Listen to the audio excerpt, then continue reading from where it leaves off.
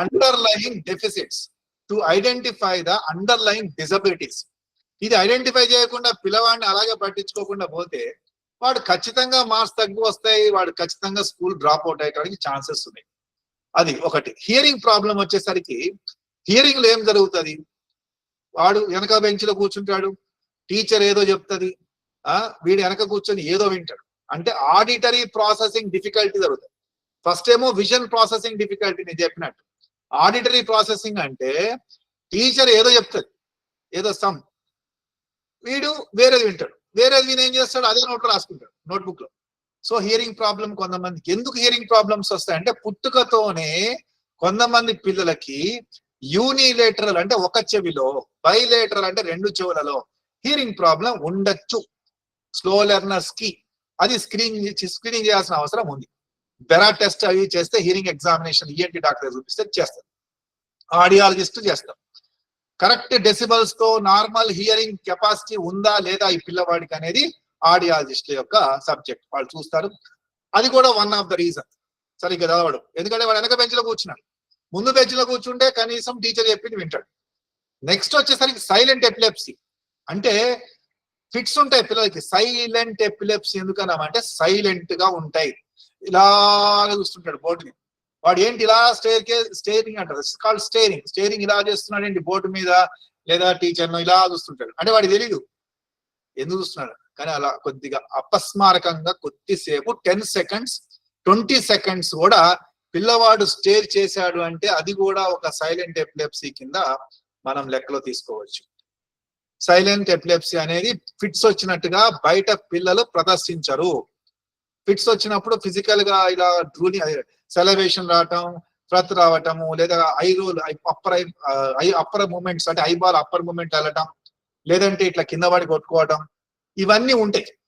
So ఇవి లేకుండా కూడా పిల్లవాడు సైలెంట్ ఇలాగే స్టే చేశాడంటే అది కూడా సైలెంట్ ఎపిలెప్సీ కింద దారిస్తుంది. అటువంటి పిల్లవాడికి కూడా మార్కులు తక్కువ వస్తాయి. సరిగ్గా చదవడు, మెమొరీ ప్రాబ్లమ్స్, చదివింది మర్చిపోతాడు, 20 సార్లు 100 సార్లు రిపిటేషన్ చేసినా ఎగ్జామ్ ముందు మర్చిపోతాడు. నెక్స్ట్ వచ్చేసరికి లెర్నింగ్ డిజార్డర్స్. లెర్నింగ్ డిజార్డర్స్ అంటే మీకు తెలిసిన విషయమే. Dyslexia, dys is difficulty, lexia is a language. The language may be a body language, ఆ రిటర్న్ వెర్బల్ లాంగ్వేజ్, అలా ఓరల్ లాంగ్వేజ్ ఏదైనా కావచ్చు. సో ఈ యొక్క లెర్నింగ్ డిజబిలిటీస్ ఉన్నటువంటి పిల్లలు కూడా ఆల్బర్ట్ ఐన్స్టీన్ వీళ్ళందరూ లెర్నింగ్ ప్రాబ్లమ్స్ ఉన్నవాళ్ళే. He may be smart, intelligent, పిల్లవాడు తెలియగలవాడు అయి ఉండొచ్చు, కానీ డిఫికల్టీ ఇన్ రీడింగ్ రైటింగ్ అంటే డిస్లెక్సియా కానీ డిస్గ్రాఫియా కానీ ఉన్నప్పుడు, డిస్గ్రాఫియా ఇల్లెజిబుల్ హ్యాండ్ రైటింగ్ ఉన్నప్పుడు దిద్దేవాడికి వాడి లాంగ్వేజ్ అర్థం కాక మార్కులు తక్కువ వేయచ్చు. వాడు రాసింది కరెక్ట్ అయి ఉండొచ్చు, కానీ అర్థం కాలేదు కాబట్టి మార్కులు కట్ చేస్తారు టీచర్స్ కరెక్షన్ టైంలో. సో ఇది కూడా one of the reason poor marks కి. అరే నేను బాగా రాశాను ఎగ్జామ్ అంటాడు, కానీ ఇంటికి వచ్చిన తర్వాత వాడు రిజల్ట్ చూస్తే ఫెయిల్ అవుతాడు. రీజన్ ఏంటంటే లెర్నింగ్, రీడింగ్ అని రైటింగ్ ప్రాబ్లమ్స్ గా ఉండొచ్చు. ఇంకోటి ఎన్వైరన్మెంటల్ కాజెస్ అంటే పరిసరాల యొక్క ప్రభావం. Problems at school and home. Home లో ఏమేమి ఉంటాయి, తల్లిదండ్రులు కొట్టుకోవడం, తిట్టుకోవడం, అరవటం, అరుచుకోవడం, ఇవన్నీ పిల్లల ముందు చేస్తే వాడు మెంటల్ గా డిస్టర్బ్ అయ్యి వాడు క్లాస్ రూమ్ లోకి వచ్చి ఇలాగే ఆలోచిస్తుంటాడు. అమ్మ నాన్న తిట్టాడు, నాన్న అమ్మ ఇచ్చేదా, ఇవే ఆలోచిస్తుంటాడు. ఇంట్లో ఉన్న ప్రాబ్లమ్స్ పిల్లల ముందు డిస్కస్ చేస్తే అవే ఆలోచిస్తాడు. లేదా ఏమన్నా ఫిజికల్ అబ్యూజ్ ఏమైనా జరిగితే పిల్లవాడిని తల్లిదండ్రులు కొట్టినా ఇంటికి స్కూల్కి వచ్చి క్లాస్ రూమ్ ఇలా కూర్చొని బాధపడుతూ డల్ గా ఆలోచిస్తుంటాడు. టీచర్ చెప్పింది వాడు కాన్సన్ట్రేషన్ చేయడు. ఇవి కూడా ఎన్వైరన్మెంటల్ కాజెస్ కింద మనం తెలుసుకోవచ్చు. Next problems at school. School ఏముంటాయంటే ప్రాబ్లమ్స్ పిల్లవాడికి మధ్య డెస్క్స్ ఏవైతున్నాయో ఆ డెస్క్ సరిగ్గా ఉండకపోవచ్చు, ఓవర్ క్రౌడెడ్ ఉండొచ్చు, వెంటిలేషన్ సరిగ్గా ఉండకపోవచ్చు, లైటింగ్ సరిగ్గా ఉండకపోవచ్చు, రాయడానికి బెంచ్ మీద టేబుల్ ఏదైనా ఉండకపోవచ్చు, లేదంటే ఎక్కువసేపు ఇలా కూర్చోకపోయి ఉండొచ్చు, బ్యాక్ సపోర్ట్ లేకపోయి ఉండొచ్చు. ఇవన్నీ ఫిజికల్ ఎన్వైరన్మెంట్. లేదా టీచర్ సరిగ్గా చెప్పకపోతుండొచ్చు, టీచర్ వాయిస్ సరిగ్గా పిల్లవాడికి అర్థం కాకపోయి ఉండొచ్చు, టీచర్ పిల్లవాడి లెవెల్ కు దిగి చెప్పకపోయి ఉండొచ్చు, ఆమె భాష కానీ ఆయన యొక్క ఎక్స్ప్రెషన్ కానీ, సౌండ్ కానీ, ఆ పదజాలాలు కానీ ఆ పిల్లవాడికి అర్థం కాకపోతే కూడా పిల్లవాడికి సరిగ్గా చదవడు కాబట్టి, సరిగ్గా కాపీ చేసుకోడు కాబట్టి పూర్ మార్క్స్ వస్తుంది. సో ఇవన్నీ ఎన్వైరన్మెంటల్ కాజెస్. ఇక బిహేవియరల్ డిజార్డర్స్. కొంతమందికి బిహేవియరల్ ప్రాబ్లమ్స్ ఉంటాయి. ఆ బిహేవియరల్ ప్రాబ్లమ్స్ అంటే ఏంటి అంటే యాంగ్జైటీ, పిల్లవాడు ప్రతిదానికి యాంగ్జైటీగా బిహేవ్ చేయటం, ఒబీడియన్స్ గా ఉండకపోవటం, తల్లిదండ్రుల మాట వినకపోవటం, టీచర్స్ మాట వినకపోవటం, హైపర్ యాక్టివ్ గా ఉండటం, వైలెంట్ గా ఉండటం, ఇవన్నీ ప్రవర్తనకు సంబంధించినటువంటి సమస్యలు. తర్వాత attention deficit and hyper active disorder, ADHD, దాని గురించి ఇప్పుడు మనం డీటెయిల్ గా పోతాం. సో పూర కాన్సన్ట్రేషన్ అంటే టీచర్ లిజనింగ్ కి హియరింగ్ కి తేడా ఉంది. హియరింగ్ అంటే ఏదో వింటున్నాం, లిజనింగ్ మటుకు మనం అటెన్షన్, కాన్సన్ట్రేషన్, ఫోకస్ చేసి వినేదాన్ని లిజనింగ్ అంటారు. అంటే బాడీ అనేది అటెంటివ్ ఉంటది, బ్రెయిన్ అటెంటివ్ ఉంటది, కళ్ళు, సెన్సరీ ఆర్గాన్స్ అన్ని అటెంటివ్ ఉంటాయి టీచర్ చెప్పేటప్పుడు, అవన్నీ పర్ఫెక్ట్. కానీ అవి లేని పిల్లవాడికి కాన్సన్ట్రేషన్ ఉండదు, ఓవర్ యాక్టివ్ ఉంటాడు, కాళ్ళు చేతులు ఎప్పుడు కదులుతూ ఉంటాయి, క్లాస్ రూమ్ లో చేతుల్లో ఏదో ఒక వస్తువు ఉండాలి, ఇవన్నీ రెస్ట్లెస్ బిహేవియర్స్ ఉంటాయి. సో ADHD అనేది కూడా పూర్ మార్క్స్ కి దారితీస్తుంది అని అర్థం. నెక్స్ట్ లెస్ IQ అంటే చెప్పాను ఇంకా, intellectual disability, border line IQ ఉన్న వాళ్ళు, 80 to 90 రేంజ్ లో ఉన్న వాళ్ళు కూడా సరిగ్గా చదవకపోవడానికి ఛాన్సెస్. వీళ్ళనే రెమిడియల్ క్లాసెస్ అని నార్మల్ స్కూల్లో పీరియడ్స్ అయిన తర్వాత స్పెషల్ గా ఒక 1 hour కూర్చోబెట్టి వాడిని బ్రషింగ్ చేస్తారు, ఎక్సర్సైజ్ చేపిస్తారు. అంటే వాడు ఏ డిఫికల్టీ ఉంది, ఏ కాన్సెప్ట్ లో డిఫికల్టీ ఉంది, లాంగ్వేజ్ లో కానీ, అరిథమెటికల్, రీజనింగ్, మ్యాథమెటిక్స్ లో కానీ అని చూసి వాడిని పట్టుకొని ఇండివిజువల్ గా కూర్చోబెట్టి remedial IEPs, special education IEPs ఎట్లాగో రెమిడియల్ IEPs తయారు చేసి పలానా ఏదో జామెట్రీలో, పలానా ఎక్సర్సైజ్ లో పలానా కాన్సెప్ట్ వీడికి రానప్పుడు దాని మీద వీడి ఫోకస్ చేసి ఇండివిజువల్ గా కూర్చోబెట్టి రెమిడియల్ టీచింగ్ చెప్పి ఇది చేస్తే ఇలాంటి పిల్లలు రాణించగలుగుతారు. సో లెస్ IQ అంటే ఇంటెలిజెన్స్ తక్కువ ఉన్న వాళ్ళకి, delayed mile stones of development అంటే సరి అయిన టైంకి నడవకపోవటం, సరి అయిన టైంకి మాట్లాడకపోవటం, లేట్ గా వచ్చినటువంటి పిల్లలకు కూడా ఈ యొక్క మార్క్స్ తక్కువ ఉంటాయి. సో ఇవన్నీ ఏంటంటే ఓవరాల్ జిస్ట్ ఇచ్చాను మీకు, ఇంకా చాలా ఉన్నాయి కానీ ఇవి మేజర్ ప్రాబ్లమ్స్. మార్క్స్ ఎందుకు తక్కువ వస్తున్నాయి పిల్లలకంటే ఈ యొక్క లిస్ట్ లో మనం చూసుకోవాలి. అది నెక్స్ట్. ఇకపోతే అటెన్షన్ డెఫిసిట్, స్లైడ్ చేంజ్ అయిందా సార్? అవుతుంది sir. Thank you so much. So attention deficit and hyper activity disorder కింద వచ్చాం. అటెన్షన్ డెఫిసిట్ అంటే ADHD లో A అంటే అటెన్షన్, D అంటే డెఫిసిట్, H అంటే హైపర్ యాక్టివిటీ, తర్వాత డిజార్డర్. సో అటెన్షన్ లో ఏమేమి ఉంటాయి, అసలు ఈ పిల్లలలో ఏమేమి ఉంటాయి అంటే ADHD అనేది మనం ఎప్పుడు అంటామంటే often fails or fails to give close attention. అంటే టీచర్ అడుగుతుంటది, లేరా ఇట్లా చూడండి, వాడు చూడు, అసలు అటెన్షన్ పే చేయడు, కేర్లెస్ మిస్టేక్స్ చేస్తాడు, స్కూల్ హోంవర్క్స్ చెయ్యకపోవచ్చు, చేసినా సరిగ్గా చెయ్యకపోవచ్చు, క్లమ్జీగా చేస్తాడు. ఇవన్నీ ఇన్ అటెన్షన్ కి లక్షణాలు. తర్వాత అటెన్షన్ అనేది పే చేయడు. ఒక టాస్క్ ఇచ్చినప్పుడు అది ఆట కావచ్చు, పాట కావచ్చు, రాయటం కావచ్చు, చదవటం కావచ్చు, దాని మీద అటెన్షన్ చేయడు. కొద్దిసేపు ఒక 5 minutes కూడా ఉండలేడు. రిమోట్ ఇస్తే టీవీని కంటిన్యూగా ఛానల్స్ ని చేంజ్ చేస్తూ ఉంటాడు, ఒక ఛానల్ ని కంటిన్యూగా చూడడు, ఒక సబ్జెక్ట్ కంటిన్యూగా చేయడు, అట్లా 2 నిమిషాలు వస్తాడు, టపామని లేచి ఇంకో చోటుకి వెళ్ళిపోతాడు. సో సస్టైనింగ్ అటెన్షన్ లో కూడా వీడికి ప్రాబ్లం, అంటే స్థిరత్వం అనేది ఉండదు. వీడు చరస్థం అంటే ఒక చోట ఉండడు, కాన్స్టెంట్ గా పర్సిస్టెన్సీ, కన్సిస్టెన్సీ ఉండదు అని అర్థం. Next, often does not seem to listen when spoken directly. తల్లి గాని, తండ్రి గాని, టీచర్ గాని మాట్లాడుతున్నప్పుడు ఐ కాంటాక్ట్ ఉండదు, జాయింట్ అటెన్షన్ ఉండదు, ఎటో దిక్కులు చూస్తుంటాడు. Often does not follow through instructions and fails to finish school homeworks. ఇంటి పనులు కానీ, స్కూల్ హోంవర్క్స్ కానీ, డ్యూటీస్ కానీ ఏదైనా చెప్పితే ఆ ఇన్స్ట్రక్షన్స్ సరిగ్గా ఫాలో కాడు. డిఫికల్టీ ఇన్ ఆర్గనైజింగ్ టాస్క్ అంటే వాడి యొక్క పుస్తకాలని స్కూల్ నుంచి రాగానే ఇక్కడ పెట్టుకోరా ఒక చోట ర్యాక్ లో నీట్ గా అంటే చేయడు. తల్లి పెట్టాలి, ఇష్టం వచ్చినట్టుగా హెపజార్డ్ గా పడేసి ఉంటాయి. షూ ర్యాక్ లో కూడా షూ ర్యాక్ లో పడేయడు, ఎక్కడో వదిలేస్తాడు, చెప్పులు కూడా బయట వదిలేస్తాడు. ఒక ఆర్గనైజేషన్ అనేది ఉండదు, ఒక టైం టేబుల్ అనేది ఉండదు. లేచిన దగ్గర నుంచి నైట్ పండుకునే వరకు వీడి వెనకాల ఎప్పుడు తల్లి వెనకబడుతూ ఉండాలా, లేదా తండ్రి వెనకబడుతూ ఉండాలా, లేదా టీచర్ చదవరా. సో ఇక్కడ అన్ని డిఫికల్టీస్ ఉన్నాయి, అంటే ఒక ఆర్గనైజేషన్ స్కిల్స్ ఉండవు. తర్వాత often avoids, dislikes or is reluctant to engage in task that required attention. అంటే ప్రతి పనికి ఒక మెంటల్ ఎఫర్ట్ అనేది ఉండాలి. ఒక హోంవర్క్స్ కానీ స్కూల్ వర్క్స్ కానీ ఏదైనా ఒక పని చేసేటప్పుడు కొద్దిగా బ్రెయిన్ తో ఆలోచించి చేయాల్సినటువంటి ఉంటాయి. ఇక్కడ చేస్తాడు కానీ వితౌట్ థింకింగ్ ఏదో చేస్తాడు. టీచర్ ఒక క్వశ్చన్ అడిగింది, టకామని వినకుండానే ఆన్సర్ చెప్పేస్తాడు, లేచి టీచర్ ఇదని చెప్పేస్తాడు. అది ఆన్సర్ తప్పు ఉంటది, అందరు నవ్వుతారు. వినడు, పూర్తిగా ప్రాసెసింగ్ చేయడు ఆ ఇన్స్ట్రక్షన్ ని కానీ క్వశ్చన్ కానీ, హకీమని అనేస్తాడు. వాడి యొక్క టర్న్ కి వెయిట్ చేయడు.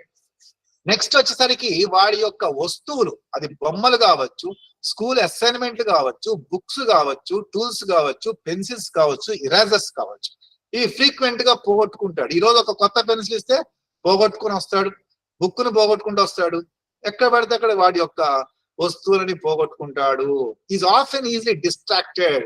తొందరగా ఇద్దరు చదువుతూ కూర్చున్నాడు, పక్క నుంచి ఎవరైనా పోతున్నారు, టకామనే పుస్తకం అక్కడ పెట్టి అడవి చూస్తుంటాడు.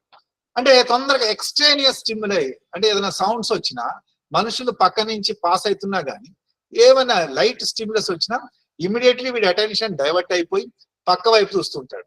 Is often forgetful in daily activities. అంటే చేసిన పనులు మర్చిపోతుంటాడు. So memory, short term memory deficits ఉంటాయి ఈ పిల్లలకి. Attention deficit and hyper act disorder పిల్లలకి షార్ట్ టర్మ్ మెమొరీ ప్రాబ్లమ్స్ ఉంటాయి. చదివింది మర్చిపోతారు, 1 వీక్ బ్యాక్ చెప్పింది మర్చిపోతారు, నిన్న చెప్పింది మర్చిపోతారు, ఈ రోజు మార్నింగ్ చెప్పింది ఈవినింగ్ మర్చిపోతారు. ఇట్లాంటి సమస్యలు. అందరికీ అన్ని ఉండాలి అనేది కంపల్సరీ కాదండి. కొన్ని ఉంటాయి, కొన్ని ఉండకపోవచ్చు. కానీ ఇదేంటంటే list of signs and symptoms. ఇకపోతే హైపర్ యాక్టివిటీ కిందకి వస్తే ఫిజికల్ ఓవర్ యాక్టివిటీ అంటే often fidget with hands and feet. కాళ్ళు ఎప్పుడు కదులుతూ ఉంటాయి. ఒక సీట్ లో స్థిరత్వంగా కూర్చోడు, చేతుల్లో ఎప్పుడు ఏదో ఒక వస్తువు ఉండాలి. అది పట్టుకుంటాడు, ఇది పట్టుకుంటాడు, అది తీస్తాడు, ఇది తీస్తాడు, అది భరేస్తాడు, ఇది భరేస్తాడు. కంటిన్యూగా హైపర్ యాక్టివ్ ఉంటారు. బాడీ మొత్తం మూమెంట్స్ ఉంటుంటాయి. అది కాళ్ళు కావచ్చు, చేతులు కావచ్చు. Often leave seat in the classroom లో బెంచ్ లో అక్కడ కూర్చోకుండా వాడు లేచి పక్క వాళ్ళని డిస్టర్బ్ చేయటం, అలా నడుచుకుంటా క్లాస్ రూమ్ అంతా తిరగటం, ఇవన్నీ చేస్తుంటాడు. ఒక చోట స్థిరంగా కూర్చోడు. ఒక్కొక్కసారి పరిగెత్తుతాడు క్లాస్ రూమ్ లో నుంచి, ఒక్కొక్కసారి బెంచ్లు ఎక్కుతాడు. ఇట్లా అన్ని రకరకాల ఇన్అప్రోప్రియేట్ బిహేవియర్స్ ఉంటాయి. రెస్ట్లెస్ గా ఉంటాడు, అంటే మంచిగా ప్రశాంతంగా ఉండడాడు. ఎప్పుడు యాంగ్జియస్గా, అంటే యాంగ్జైటీతో, హైపర్ యాక్టివ్ తో, అపోజిషనల్ డిఫెంట్ బిహేవియర్ తో ఉంటాడు. తర్వాత వచ్చేసరికి often has difficulty in playing or engaging in leisure activities quiet. కొన్ని లీజర్ యాక్టివిటీస్ ఉంటాయి. ఫర్ ఎగ్జాంపుల్ మేబీ కంప్యూటర్ కానీ లేదా పుస్తకం రాసేటప్పుడు కానీ ప్రశాంతంగా కూర్చొని చేయడు. దాంట్లో కూడా అటెన్షన్ ఉండదు, కాన్సన్ట్రేషన్ ఉండదు. ఎప్పుడు ఆన్ ద గో, అంటే డ్రైవింగ్ ఎప్పుడు కదులుతూ ఉంటాయి. Hyper kinetic syndrome and excessive body movements ఉంటాయి. అది కళ్ళు కూడా తిరుగుతుంటాయి ఫాస్ట్ గా, చేతులు కదులుతూ ఉంటాయి, కాళ్ళు కదులుతూ ఉంటాయి, బాడీ రాక్ అవుతుంటది ఎప్పుడు, all the time. This is called hyperactive behaviour. ఇకపోతే next impulsive behaviour. Impulsive behaviour అంటే ఏంటి? Often blurts out answers before the questions have been completed. Teacher అడగక ముందే ఆన్సర్స్ చెప్తాడు. వాడి టర్న్ వచ్చే వరకు వెయిట్ చేయడు. వాడు ముందే అడుగుతాడు, ముందే చెప్తాడు, అన్ని ముందు చేస్తాడు, అడ్వాన్స్ ఉంటాడు. మళ్ళీ ఇద్దరు వ్యక్తులు మాట్లాడుతుందంటే మధ్యలో వచ్చి డిస్కషన్ ని ఇంక్లూడింగ్ ద డిస్కషన్స్, అంటే butts in the conversation or games. అంటే ఇప్పుడు అమ్మ నాన్న మాట్లాడుకుంటున్నారు, వీడు వచ్చి అమ్మ అమ్మ అమ్మ అమ్మ అని డిస్టర్బ్ చేస్తుంటాడు. అంటే వాళ్ళని డిస్టర్బ్ చేయాలా, అది వాడు గోల్ పెట్టుకుంటాడు. స్థిరత్వంగా కూర్చోడు, వాడు డిస్టర్బ్ అవుతాడు, ఎన్వైరన్మెంట్ ని డిస్టర్బ్ చేస్తాడు, జనాన్ని డిస్టర్బ్ చేస్తాడు, క్లాస్ ని డిస్టర్బ్ చేస్తాడు, టీచర్ ని కూడా క్లాస్ చెప్పనీయకుండా సతాయిస్తాడు. ఇదంతా ఇంపల్సివ్ బిహేవియర్. అంటే before answering, without thinking he will answer. ఎప్పుడు ఆలోచించి చెప్పాలా, కానీ ఆలోచించకుండా చెప్తాడు. That's called impulsive behaviour. Next oppositional behaviour. Oppositional behaviour లక్షణాలు ఏంటంటే tries to get others into trouble.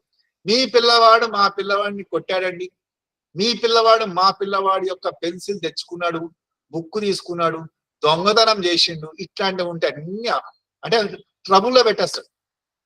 Sibling ఉంటే మటుకు చెల్లెనో తమ్ముడినో వీడు పెన్సిల్ తో గిచ్చటము లేదా పొడవటం చేస్తుంటాడు. ఇవన్నీ వేరే వాళ్ళకి ట్రబుల్ ఇస్తూ ఉంటాడు. తర్వాత starts fighting for nothing. Reason లేకుండానే, రేషనల్ లేకుండానే, ఏ కారణం లేకుండానే ఫైట్స్ చేస్తాడు. అది ఆ సిబ్లింగ్ తో కావచ్చు, క్లాస్మేట్స్ పియర్స్ తో కావచ్చు, అమ్మా నాన్నతో కూడా ఒక్కొక్కసారి. నెక్స్ట్ ఫన్ అయిపోతాడు, అంటే ఒక ఫన్, వీడు ఒక ఫన్ అయిపోతాడు అందరికి జనాలకి. తర్వాత అథారిటీ, నేను నా మాట వినాల మీరు అని చిన్న గ్యాంగ్ తయారు చేస్తాడు. వాడు స్కూల్లోనో క్లాస్ రూమ్ లోనో గ్యాంగ్ తయారై వాడు అథారిటీగా ఉంటాడు, చిన్న చెల్లె గాని తమ్ముడి మీద కూడా. అంటే నా మాట వినాలా, picks on others, mean and cruel గా ఉంటారు. ఒక్కొక్కసారి కొట్టటం పిల్లల్ని, వేరే పిల్లల్ని, తమ్ముడిని చెల్లిని కొట్టటం, తిట్టటం, అరవటం, పొడవటం, గిచ్చటం, గిల్లటం, రక్కటం, ఈ రకరకాల బిహేవియర్స్ ఉంటాయి. జనరల్ అపోజిషనల్ డిఫెంట్ బిహేవియర్స్ లక్షణాలు ఏంటంటే ADHD లో ఆఫెన్ లూజెస్ టెంపర్, అంటే కోపాన్ని తట్టుకోలేక వదులుతారు. ఆ కోపంలో ఏదైనా జరగచ్చు, క్షణిక ఆవేశంలో ఏదైనా జరగచ్చు. చిన్న పిల్లోడే అనుకోవచ్చు. జువనైల్ డెలిక్వెన్సీ బిహేవియర్స్ ఉంటాయి వీళ్ళకి, అంటే జువనైల్ హోమ్స్ ఉంటాయి for boys and girls, government నుంచి. వాళ్లే ఈ పిల్లలందరూ ఈ పిల్లలే పెద్ద అయిన తర్వాత క్రిమినల్స్ గా తయారీ సెంట్రల్ జైల్స్, ప్రిజన్స్ లో ఉంటారు. ADHD, అది కూడా మోడరేట్ ADHD, అందుకే నెగ్లెక్ట్ చేయొద్దు ఇలాంటి పిల్లల్ని. ఆర్గ్యూస్ విత్ ఎల్డర్స్, పెద్దవాళ్ళతో ఎప్పుడు ఆర్గ్యూ చేస్తుంటారు. నేను వినాను, పెద్దవాళ్ళు ఎస్ అంటే వీడు నో అంటాం, నో అంటే ఎస్ అనటం, ఇవన్నీ argument all the time it goes on. Defies adult rules వీళ్ళు డిఫై చేస్తారు మిగతా వాళ్ళ మీద. తర్వాత వీడు తప్పు చేసి పక్కన చెల్లె మీద అది చేసింది, తమ్ముడు చేసిండు, అన్న చేసిండు, టీచర్ మీద కూడా అబద్ధం ఆడతాడు. అంటే shifting the blame on others very easy. This is what the oppositional and defiant behaviour symptoms. Conduct disorder symptoms ఏంటి అంటే uses weapons in the fights. Weapons అంటే ఏదైనా కావచ్చు, కిచెన్ లో పోయి ఒక కత్తి తీసుకొని వాడు పొడిచిన పడేస్తాడు. క్రూయల్ ఉంటాడు, వినాడు, బాధ పెడతాడు, మానవత్వం ఉండదు, కనికరం ఉండదు, ఆవేశంతో ఊగిపోతుంటాడు, కోపాద్రిక్తుడు అవుతాడు, ఇవన్నీ ఉంటాయి. క్రూయల్, మనిషిగా ఉండడు, అసలు క్రిమినల్ నేచర్ ఉంటుంది. క్రూయల్ టు యానిమల్స్, చిన్న పిల్ల, కుక్క పిల్ల ఉన్న దాన్ని తోక పట్టుకొని కొట్టడం, కుక్కలను కొట్టడం, పెద్ద యానిమల్స్ ని కొట్టడం, బర్డ్స్ ని చంపటం, రకరకాల క్రూయల్ ఉంటాయి, క్రూయల్ బిహేవియర్స్ ఉంటాయి. జంతువుల మీద, కీటకాల మీద, మనుషుల మీద కూడా క్రూయల్ నేచర్ ఉంటుంది. స్టీలింగ్ విత్ ఫోర్స్, దొంగతనాలు కూడా చేస్తారు. అవసరం ఉంటే సెక్సువల్ యాక్ట్స్ కూడా చేస్తారు చిన్న పిల్లల మీద. Most of the time ADHD అనేది బాయ్స్ లో ఎక్కువ ఉంటది, గర్ల్స్ లో తక్కువ ఉంటది. సో ఈ బాయ్ గర్ల్ మీద సెక్సువల్ అసాల్ట్ కూడా చేయడానికి ఛాన్సెస్ ఉన్నాయి. సో ADHD పిల్లలను చాలా జాగ్రత్తగా ఐడెంటిఫై చేసి ఇంటర్వెన్షన్ ఇవ్వాలా. Fire setting to cause the damage, silent గా పోయి అగ్గిపుల్ల గీసి బయటకు వస్తారు ఒక్కోసారి, కిచెన్ లో కూడా పోయి, అంత డేంజర్. సైలెంట్ గా అంటు పెట్టేసి వచ్చేస్తారు. ఫైర్ యాక్సిడెంట్స్ కూడా ఇది. Often out at night without the permission by the parents. Hostels అయితే హాస్టల్ బయటికి వెళ్ళిపోవటం, పారిపోవటం, ఇంట్లో నుంచి రాత్రుల పూటకి వెళ్ళి బయటికి వెళ్ళి తిరగటం, ఇవన్నీ నేను చిన్నపిల్లల గురించి చెప్పట్లేదు. Maybe the 4th, 5th, 6th class పిల్లలను కూడా నేను చూశాను. బయటికి వెళ్ళిన సందర్భాలు ఉన్నాయి, పోలీస్ స్టేషన్ కు పోయి కంప్లైంట్ ఇచ్చిన సందర్భాలు ఉన్నాయి. పిల్లల పేరెంట్స్ ఎక్కడ పోయాడు, తప్పిపోయాడు పిల్లలని, ఇవన్నీ జరుగుతుంటాయి moderate ADHD, severe ADHD childrens లో. Next, runs away from the home overnight twice. ఒక్కసారి కాదు, 2 సార్లు కూడా వీళ్ళు బయటికి వెళ్ళడానికి ఛాన్సెస్ ఉన్నాయి. ఇవన్నీ కండక్ట్ డిజార్డర్ యొక్క లక్షణాలు. ఫైన్. మనం ఆటిజం స్పెక్ట్రమ్ లో ఈ గ్యాస్ట్రో ఇంటెస్టినల్ ప్రాబ్లమ్స్ అని, స్లీప్ ప్రాబ్లమ్స్ అని, తర్వాత లెర్నింగ్ ప్రాబ్లమ్స్ అని, ADHD ప్రాబ్లం అని, ఫిట్స్ అని, లాంగ్వేజ్ ప్రాబ్లం అని, స్పీచ్ ప్రాబ్లం అని, ఎలా ఇవన్నీ ఉంటాయని అనుకున్నామో అలాగే attention deficit and hyper activity disorder అనే స్పెక్ట్రమ్ లో కూడా ఈ పిల్లల్లో కూడా అసోసియేటెడ్, అంటే వేరే సమస్యలు కూడా ఉంటాయి. అవి ఏందయ్యా అంటే conduct disorder 25% of the children, learning problems 70%, anxiety disorders plus major depressive disorders కూడా ADHD పిల్లల్లో అబ్జర్వ్ చేయొచ్చు. ఇంకొకటి ఎక్స్ప్లోరేటివ్ డిజార్డర్స్ కానీ సబ్స్టెన్స్ అబ్యూస్ అంటే ఏంటి? ఆల్కహాల్ తాగటం పెద్ద అయిన తర్వాత, సిగరెట్ స్మోక్ చేయటం, చిన్న పిల్లలైతేనేమో ఏదైనా సంథింగ్ లైక్ చాక్ పీసెస్ అలాంటివి తినటం కానీ ఇలాంటివి జరుగుతుంటాయి. యాంటీ సోషల్ డిజార్డర్స్ కాదు, OCD అబ్సెసివ్ కంపల్సివ్ డిజార్డర్ ఒకటి, motor or visual tic disorders అని, ఇవన్నీ ఆటిజం కూడా 40% ADHD వాళ్ళలో ఉంటాయి. సో ఇవన్నీ ఉండొచ్చు, ఉండకపోవచ్చు, మోస్ట్లీ ఉంటాయి. కొంత పర్సంటేజ్ అని ఉంటాయి. ఏది ADHD పిల్లల్లో. అపోజిషనల్ డిఫియెంట్ బిహేవియర్ లో స్పెసిఫిక్ గా చూస్తే ఆర్గ్యూయింగ్ విత్ అడల్ట్స్ అని చెప్పినాను. ఆ అడల్ట్స్ తో ఆర్గ్యుమెంట్ ఎంత భయంకరంగా చేస్తారంటే 5 నిమిషాలు కాదు, 10 నిమిషాలు కాదు, అర్ధగంట వాగ్విధానం జరుగుతాయి. ఆర్గ్యుమెంట్స్ చివరికి పెద్దవాళ్ళు కూడా టైర్డ్ అయిపోయి కామ్గా ఉంటారు. అంత చేస్తారు వీళ్ళు ఆర్గ్యుమెంట్. అంత బ్లేమింగ్ చేసేటప్పుడు కూడా ఎంత స్మార్ట్ గా బ్లేమ్ చేస్తారంటే అదే అక్కే చేసిందో, లేకపోతే అన్నయ్య చేసిండో, చెల్లి చేసిందో, లేదా ఫ్రెండ్ చేసిందని బాగా నమ్మిస్తారు. వాళ్ళంతగా స్మార్ట్ గా ఉంటారు. ADHD పిల్లలు స్మార్ట్నెస్ గా ఉండరు అని అనుకోవటం తప్పు. చాలా స్మార్ట్ గా ఉంటారు.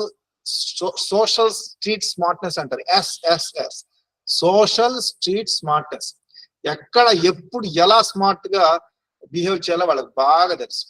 ఇంకోటి యాంగ్జైటీ బిహేవియర్, యాంగ్జైటీ డిజార్డర్స్ లో లక్షణాలు ఏంటంటే కంటిన్యూస్ గా చాలా ఎక్కువగా ఈ రెస్ట్లెస్ బిహేవియర్ ఉంటది. తొందరగా అలసిపోతారు. కాన్సన్ట్రేషన్ చేసే పని మీద ఉండదు. ఇరిటబిలిటీ, ఏమన్నా అంటే చాలు చప్పని ఇట్లా కోపం వచ్చేస్తుంది, వెంటనే ఇరిటబుల్ అయిపోతారు, చపక అంటారు. ఇవన్నీ ఉంటాయి. మసల్స్ టెన్షన్ అంటే ఇట్లా అని ఊగుతారు, కోపంగా ఊగుతారు, ఇట్లా నీ అని పొళ్ళు కొరుకుతారు, పొళ్ళు కొరుకుతారు. టీత్ క్రెంచింగ్, టీత్ బైటింగ్, ఆ టీత్ గ్రైండింగ్, ఇలాంటి బిహేవియర్స్ కూడా ఉంటాయి. స్లీప్ డిస్టర్బెన్స్, నిద్రపోరు, అటు ఇటు ఇటు అటు దొరుకుతారు. ADHD పిల్లలు తొందరగా నిద్రపోరు. లైట్స్ ఆఫ్ చేసినా, సౌండ్స్ లేకపోయినా, వాడు ఇట్లా వండబెట్టినా, వాడు బెడ్ మీద రొటేట్ అయ్యి ఒక 1 అవర్ వాడు కొట్టుకున్నదో అప్పుడు నిద్రపోతాడు. తొందరగా నిద్ర రాదు. ఎందుకు అంటే బ్రెయిన్ లో న్యూరో ట్రాన్స్మిటర్ హార్మోన్స్ ఏవైతే ఉన్నాయో, డోపమైన్, సెరటోనిన్, ఎస్టైల్కోలిన్, గాబా, ఇలాంటి హార్మోన్స్ ఇవి హై లెవెల్లో, హై ఎనర్జీలో దొరుకుతాయి. తొందరగా అలసిపోయాడు, నిద్ర, అందుకే తొందరగా నిద్ర రాదు. ఇన్సోమ్నియా, స్లీపింగ్ సిక్నెస్ ఉంటుంది.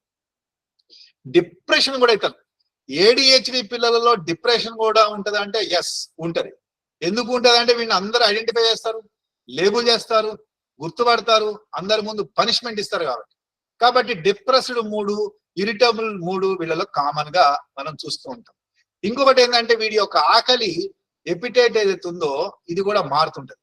ఎక్సెసివ్ ఎపిటైట్ అంటే ఎక్కువ ఆకలి ఉండొచ్చు, ఎక్కువ అన్నం తినచ్చు. బులీమియా నెర్వోజా అంటారు, అంటే బాగా తిని లావ్ అవుతారు, ఎక్కువ అంటే బాగా ఏది పడితే తినేస్తూ ఉంటారు. That is bulimia nervosa. దానివల్ల ఏమవుతుంది? ఓవర్ వెయిట్ వచ్చేస్తుంది, ఒబేసిటీ వస్తుంది. ఆపోజిట్ పిల్లలు అస్సలు తినరు, కొంతమంది తినరు. తల్లి ఎప్పుడు వెనక అన్నం నోట్లో ముద్ద పెడుతూ ఉండాలి. వాళ్ళని ఎనోరెక్సియా నెర్వోజా అంటారు, అంటే అసలు తినరు, సన్నగా ఉంటారు. ఓకే, అలాంటి పిల్లలు ఉండొచ్చు. ఇన్సోమ్నియా, నిద్ర లేకపోయి ఉండొచ్చు అసలు. హైపర్ సోమ్నియా, ఎక్కువ కూడా నిద్రపోవచ్చు. Psychomotor agitation or retardation. ఈ రిటార్డేషన్ అంటే ఏం లేదు, సైకోమోటార్ అంటే సైకలాజికల్ అండ్ మోటార్ మూవ్మెంట్స్ ఎప్పుడు కంటిన్యూగా ఉంటే లేదంటే ఎక్సెస్ అని ఉండొచ్చు, డిమినిష్డ్ కావచ్చు, ఎక్సెసివ్ కావచ్చు. నెక్స్ట్ ఫెటిక్ అన్నాను, అలసిపోతారు, loss of energy, debilitated, lethargic, malaise, weak, stunted, ఇలా ఉంటారు. వీక్నెస్. ఒక్కొక్కసారి వాళ్ళ ఫీలింగ్ ఏముంటుంది అంటే నేను ఎందుకు పనికిరానే, అందరు నన్ను విడుతున్నారు, ఐఆమ్ వర్త్లెస్ అని గిల్టీగా కూడా ఫీల్ అవ్వచ్చు. ఏది 8th class, 9th class, 10th class పిల్లలు, ADHD పిల్లలు. వాళ్ళ దీనివల్ల ఏమవుతుంది? Impaired concentration. నేను ఎట్లాగో నన్ను అందరు తిడుతురు, నేను ఎందుకు చదవాలా, చలో నేను ADHD నేను చదవను, నేను ఫిక్స్ అయిపోతా. నన్ను ఎవడు ఎంకరేజ్ చేయట్లే, టీచర్ ఎంకరేజ్ చేయట్లే, స్కూల్లో ఇంట్లో పేరెంట్స్ ఎంకరేజ్ చేయట్లే, ట్యూషన్ వాళ్ళు ఎంకరేజ్ చేయట్లే, నా ఫ్రెండ్స్ కూడా ఎంకరేజ్ చేయట్లే, ఆమె వర్త్లెస్ ఫెలో అనుకొని వాడు ఫిక్స్ అయిపోతాడు. ఫిక్స్ అయిపోయి వాడు చదవకుండా స్కూల్ డ్రాప్ అవడానికి ఛాన్సెస్ ఉంటాయి. ఒకసారి సూసైడల్ టెండెన్సీస్ కూడా వచ్చి సూసైడ్ చేసుకునే సందర్భాలు ఉంటాయి. ఒక్కొక్కసారి ఆ కోపాన్ని వేరే వాళ్ళ మీద చేసి మర్డర్స్ కూడా చేయడానికి ఛాన్సెస్, అసాసినేషన్స్, ఇవన్నీ. ఇంకోటి recurring thoughts of death or suicide. బాగా ఏంటి అందరు నన్ను తిడుతున్నారని ఒక రిపీటెడ్ గా బాధపడుతూ ఉంటే సెరటోనిన్ లెవెల్స్ బ్రెయిన్ లో పెరిగిపోయి సూసైడల్ టెండెన్సీస్ కూడా రావడానికి ఛాన్సెస్ ఉన్నాయి. ఇకపోతే ADHD పిల్లల్లో లెర్నింగ్ ప్రాబ్లమ్స్ కూడా ఉంటాయని చెప్పాను. కోమార్బిడిటీ అంటే అవి కూడా ఉంటాయి. సో దాంట్లో ఏంటంటే రీడింగ్ ప్రాబ్లం, అంటే reading difficulty, and disorder of written language, అంటే ఓరల్ గానీ వెర్బల్ గానీ రిటర్న్ ఫామ్ లో లాంగ్వేజ్ సరిగ్గా రాయకపోవటం. Mathematics, this is nothing but dyslexia, dysgraphia, dyspraxia, dyslexia. Conduct disorder, చెప్పాను ఇందాక, aggression to people and animals, destruction of property అంటే ప్రాపర్టీని నాశనం చేయటం, వస్తువుల్ని పాడు చేయటం, వస్తువుల్ని ఇరగొట్టడం, పడేయటం, విసరటం, ఇవన్నీ ఉంటాయి. ప్రాపర్టీస్ అన్ని ఆస్తులంతా నాశనం చేయటం, ఫైర్ అగ్గి పెట్టి ఇట్లా మొత్తం దిగేసి మొత్తం నాశనం చేయటం.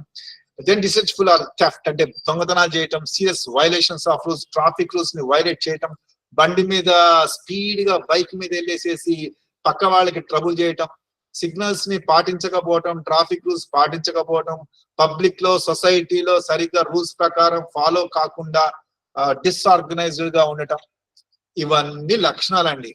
ఇప్పటిదాకా మనం చదివింది attention deficit hyper active disorder లో అటెన్షన్, కాన్సన్ట్రేషన్, తర్వాత కోమార్బిడిటీస్ గురించి, తర్వాత ఇన్అటెన్షన్ ప్రాబ్లమ్, హైపర్ యాక్టివ్ లక్షణాలు ఏంటి, అపోజిషనల్ లక్షణాలు ఏంటి, డిఫెంట్ ఏంటి, కండక్ట్ డిజార్డర్ లక్షణం ఏంటి, అన్ని చదివాం.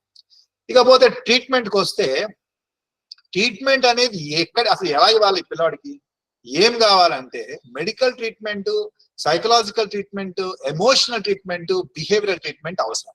మరి ట్రైనింగ్ అవసరం వీళ్ళకి. పేరెంట్స్ కి అర్థం చేసుకోవాలా, అసలు పేరెంట్స్ కి మీ పిల్లల్లో ఇది సమస్య ఉంది అంటే వాళ్ళు యాక్సెప్ట్ చెయ్యరు. ఫస్ట్ పాయింట్, వాళ్ళు అసలు యాక్సెప్ట్ చేయరు. మరి ఏం చేయాలా, సముదాయించి మీ పిల్లవాడికి ప్రాబ్లం ఉందమ్మా, ఉంది అంటే ఇగో ఇది ప్రూఫ్, ఇదిగో క్లినికల్ సైకాలజిస్ట్ ADHD అసెస్మెంట్ చేస్తే ఇంత రేటింగ్ లో, ఇంత సివియారిటీలో మీ పిల్లవాడికి మైల్డో, మోడరేటో, సివియరో, ప్రొఫౌండ్ వచ్చింది అని ఒక డాక్యుమెంట్ చూపించి డాక్టర్స్ తో డిస్కస్ చేసి వాళ్ళని యాక్సెప్ట్ చేసేటట్టుగా కౌన్సిలింగ్ ఇచ్చి, పేరెంట్స్ కూడా ఇంట్లో ఈ పిల్లవాడిని బిహేవియరల్ గా ఎలా మెయింటైన్ చేయాలి, ఎలాంటి సిచ్యువేషన్ తో హ్యాపీ చేయాలి, ఇవన్నీ ట్రైనింగ్ ప్రోగ్రామ్ లో మాడ్యూల్స్ లో తయారు చేసి చెప్పాలి. తర్వాత వచ్చేసరికి పిల్లవాడికి కూడా వాడికి కూడా చెప్పాలి, ఎలా కోపప్ చేసుకోవాలి, సెల్ఫ్ కంట్రోల్ ఎలా చేసుకోవాలి, కోపం వచ్చినప్పుడు సెల్ఫ్ కంట్రోల్ ఎలా చేసుకోవాలి, సెల్ఫ్ ఎస్టీమ్ లెవెల్స్ ఎలా పెంచుకోవాలి, సెల్ఫ్ కాన్ఫిడెన్స్ ఎట్లా పెంచుకోవాలి, అటెన్షన్ కాన్సన్ట్రేషన్ పెంచడానికి ఎటువంటి స్ట్రాటజీస్, మెథడాలజీస్ ఉంటాయి, లెర్నింగ్ తొందరగా నేర్చుకోవడానికి, లెర్నింగ్ సమస్య ఉంది కాబట్టి నేర్చుకోవడానికి ఎలాంటి మెథడ్స్ ఉంటాయి, ఆర్గనైజేషన్ స్కిల్స్ ఎలా డెవలప్ చేయాలి, social development, social skill development ఎలా పెంచాలి, ఇవన్నీ ఆ ADHD పిల్లవాడికి వాడి వయసుకు తగ్గట్టు, వాడికి ఐక్యూ తగ్గట్టుగా ఎక్స్ప్లెయిన్ చేయడం. ఇదంతా counselling directly the child or training the directly ADHD child. Next వచ్చేసరికి సైకోథెరపీ. సైకోథెరపీ అంటే ఈ సైకాలజిస్ట్ ఇస్తారు సైకోథెరపీ. ఎలా ఈ పిల్లవాడికి ఇంకా ఈ ట్రైనింగ్ తో పాటుగా ఎక్స్ట్రా అడిషనల్ థెరపీ కావాలంటే సైకలాజికల్ గా బిహేవియర్ మాడిఫికేషన్ థెరపీ కానీ, కాగ్నిటివ్ బిహేవియర్ థెరపీ కానీ, సైకోథెరపీ కానీ, గ్రూప్ థెరపీ కానీ, ఇవన్నీ వాళ్ళు సజెస్ట్ చేస్తారు.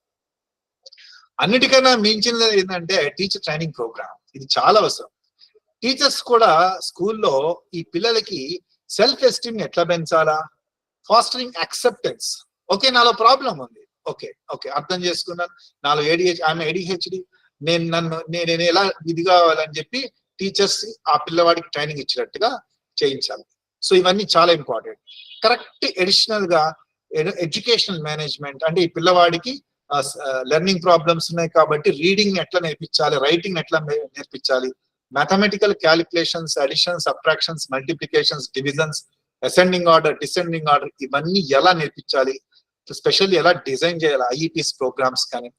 ఐఈపీలో కూడా ఇది ఖచ్చితంగా ఇది కూడా యాడ్ చేయాల్సింది. సో ఇవన్నీ చూడాలి. తర్వాత గోల్స్ పెట్టుకోవాలి. గోల్స్ ప్రకారం materials and methodologies and persons and places and goals, vision, mission, everything should be there in this IEP document. తర్వాత వచ్చేసరికి క్లాస్ రూమ్ లో ADHD పిల్లవాడిని ఎక్కడ కూర్చోబెట్టాలి. The best place is the front bench, the front. Board ఎదురుగా teacher ఉంటది, teacher కి right side, teacher కి లెఫ్ట్ సైడ్ స్పెషల్ చైర్ వేసి ADHD పిల్లవాడిని కూర్చోబెట్టడం, లేదా ఫ్రంట్ బెంచ్ లో కూర్చోబెడితే ఈ విజన్ ప్రాబ్లం, హియరింగ్ ప్రాబ్లం ఉన్నవాళ్ళు, ఈ ADHD ప్రాబ్లం ఉన్నవాళ్ళు, ఆటిజం స్పెక్ట్రమ్ డిజార్డర్ ఉన్న వాళ్ళు, వీళ్ళందరూ ఫ్రంట్ లో ఉండాలి. Front just like VVIP treatment. Second bench, third bench, fourth bench లో మిగతా పిల్లలు కూర్చోబెట్టిన ప్రాబ్లం లేదు.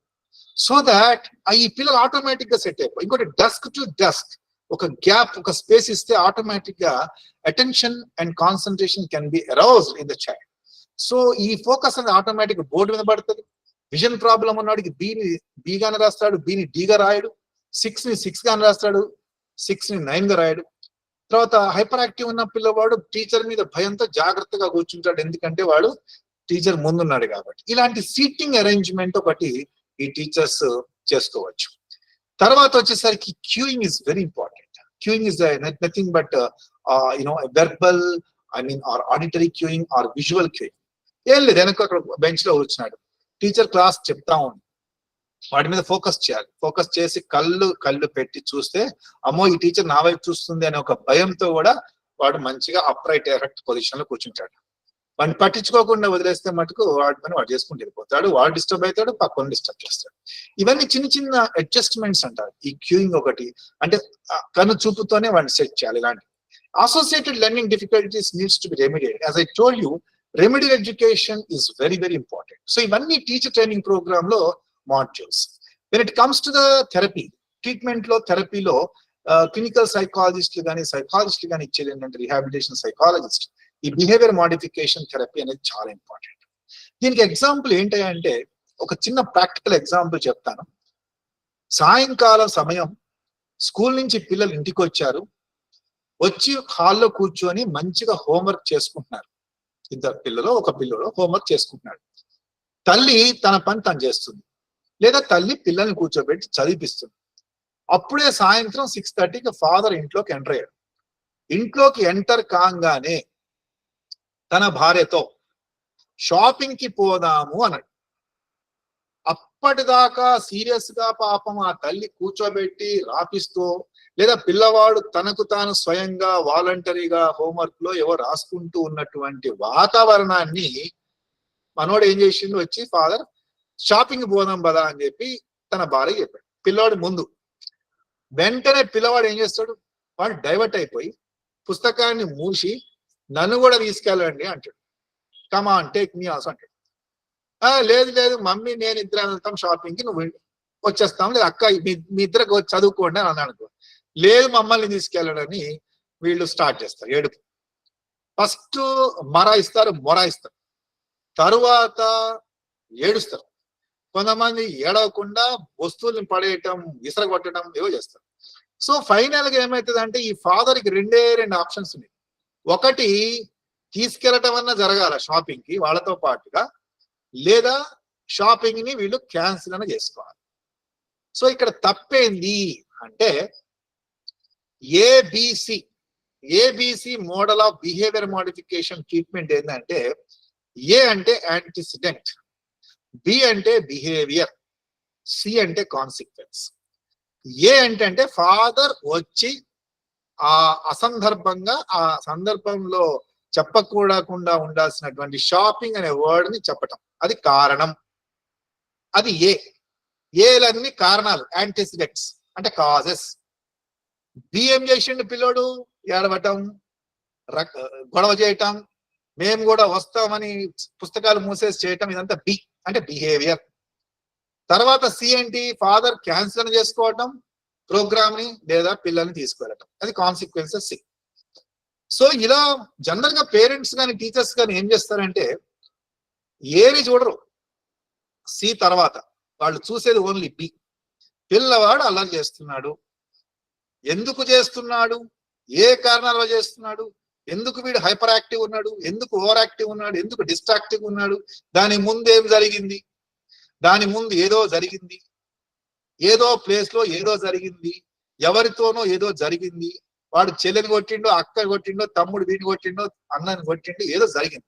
ఆ ఏదో జరిగింది అన్న దాన్ని పేరెంట్స్ కానీ టీచర్స్ కానీ కొద్దిగా ఆలోచించి రీసెర్చ్ చేస్తే ఏం చెయ్యాలో అనేది తెలుస్తుంది. కానీ అలా కాకుండా వాడి బిహేవియర్ చూసి ఆన్ ద స్పాట్ లో పనిష్మెంట్ ఇవ్వటం వల్ల వచ్చేది నష్టమే కానీ లాభం కాదు. సో ఇవన్నీ బిహేవియర్ మాడిఫికేషన్ ప్రోగ్రామ్ కి ఇవన్నీ. సో యాంటిసిడెంట్, బిహేవియర్, కాన్సిక్వెన్సెస్ చూసుకోవాలి. కొంతమంది పిల్లలు ఏం చేస్తారంటే ఫలానా ప్లేస్ లోనే బ్యాడ్ బిహేవ్ చేస్తారు. ఒక్కొక్క వ్యక్తి దగ్గర మళ్ళీ మంచిగా ఉంటారు, ఒక్కొక్క వ్యక్తి దగ్గర సరిగ్గా ఉంటారు. ఒక్కొక్క వాతావరణంలో మంచిగా ఉంటారు, ఒక్కొక్క వాతావరణం సరిగ్గా ఉంటారు. స్కూల్లో బాగుంటారు, ఇంట్లో బాగోరు, ఇంట్లో బాగుంటే స్కూల్లో బాగోరు, ఇట్లా పర్టికులర్ చూస్తుంటారు. కాబట్టి ఇవన్నీ స్టడీ చేయాలి. ఈ బిహేవియర్ మాడిఫికేషన్ థెరపీలో ఖచ్చితంగా రీఇన్ఫోర్స్మెంట్ ప్రిన్సిపల్స్ ఇవ్వాలి. దీనికి కొన్ని షెడ్యూల్ ఉంది, నియమావళి ఉంది. అవి ఏంటి అంటే పిల్లవాడు మంచి ప్రవర్తన పేరెంట్స్ చెప్పినట్టో టీచర్స్ చెప్పినట్టో చేసేది. అరే హోంవర్క్ చేయరా అంటే చేసేసాడు. యాక్సెప్టబుల్ బిహేవియర్ అంటే మంచి చేసిండు. మరి మనం ఏం చేయాలి? వాడు మంచి మెచ్చుకోవడానికి గుడ్ నానా శబాష్ అని మెచ్చుకోవాలి. వాడికి ఇష్టమైనది ఏదో ఇవ్వాలి. దాన్ని రీఇన్ఫోర్స్మెంట్ అంటారు, అంటే పాజిటివ్ రీఇన్ఫోర్స్మెంట్. దానివల్ల ఏమొస్తుంది? More acceptable behaviour. నేను మంచి పని చేస్తే, నేను ADHD పిల్లవాడిని, నేను మంచి పని చేస్తే అమ్మా నాన్న టీచర్ నాకు ఇష్టమైనది ఇచ్చారు కాబట్టి నేను మంచిగా, నాకు ఇష్టమైనవి ఇంకా నాకు కావాలంటే నేను మంచి పనులు ఇంకా చేయాలా, అది మోర్ యాక్సెప్టబుల్ బిహేవియర్. ఇది ఫస్ట్ది బాగుంది. రెండోది acceptable behaviour but no reinforcement. అమ్మా నానేమో నన్ను వర్క్ చేయమన్నారు, నేను చేసినా, నేను వాళ్ళు చెప్పినట్టు నేను ఉంటున్నా, చదువుతున్నా, అన్ని చేసినా, కానీ వాళ్ళు నాకు ఏమి ఇవ్వడం లేదు, నేను ఎందుకు చేయాలా ఈ పనులని చెప్పి అనుకునేది రెండోది. అది acceptable behaviour plus no reinforcement, అంటే నో రివార్డ్ నో టోకెన్స్. అప్పుడు ఏమవుతుంది? Less acceptable behaviour. నాలో ఉన్న మంచి ప్రవర్తన తగ్గుతూ ఉంటది. అదే నన్ను మెచ్చుకొని నాకు ఇష్టమైనది ఇస్తే న్యాచురల్ గా యాక్సెప్టబుల్ పెరుగుతుంది. ఇక మూడో కండిషన్ లో అన్యాక్సెప్టబుల్ బిహేవియర్ కానీ మంచి రీఇన్ఫోర్స్మెంట్. అంటే బాగా డబ్బున్నటువంటి పేరెంట్స్, చాలా సంవత్సరాల తర్వాత పుట్టినటువంటి ప్యాంపర్ చేసే సింగిల్ చైల్డ్, బాగా రిచ్ ఉన్నటువంటి వాళ్ళు, వాడు చదవకపోయినా పర్వాలేదు, వాడు నలుగురిని కొట్టొచ్చినా పర్వాలేదు, వాడికి ఒక బెంచ్ కార్ ఇద్దాం, వాడికి కావాల్సినవన్నీ ఇద్దాం అని అనుకునే పేరెంట్స్ కొంతమంది. ఓవర్ ప్యాంపరింగ్ చేసేవాడు, బాగా ప్యాంపర్ చేసేవాడు. వాడేమో అన్యాక్సెప్టబుల్ బిహేవియర్, అన్డిజరబుల్ బిహేవియర్, 10 మందిని కొట్టొస్తాడు. కానీ ఈ తండ్రి ఏం చేస్తాడు? మంచి మేరా బేట అచ్చా హై, నా కొడుకు మంచోడు అని వాడికి అన్ని కొనిచ్చడం. దానివల్ల ఏమవుతుంది? మూడో కండిషన్ లో మోర్ అన్యాక్సెప్టబుల్ బిహేవియర్. వాడు ఇంకా రౌడీ షీటర్ తయారవుతాడు. సొసైటీకి, ఫ్యామిలీకి, కమ్యూనిటీకి ఒక అన్డిజరబుల్ ప్రొడక్ట్ అవుతున్నాడు. ఇక లాస్ట్ది అన్యాక్సెప్టబుల్ బిహేవియర్ నో రీఇన్ఫోర్స్మెంట్. అది లేదు, ఇది లేదు. సో టోటల్ గా లెస్ అన్యాక్సెప్టబుల్ బిహేవియర్.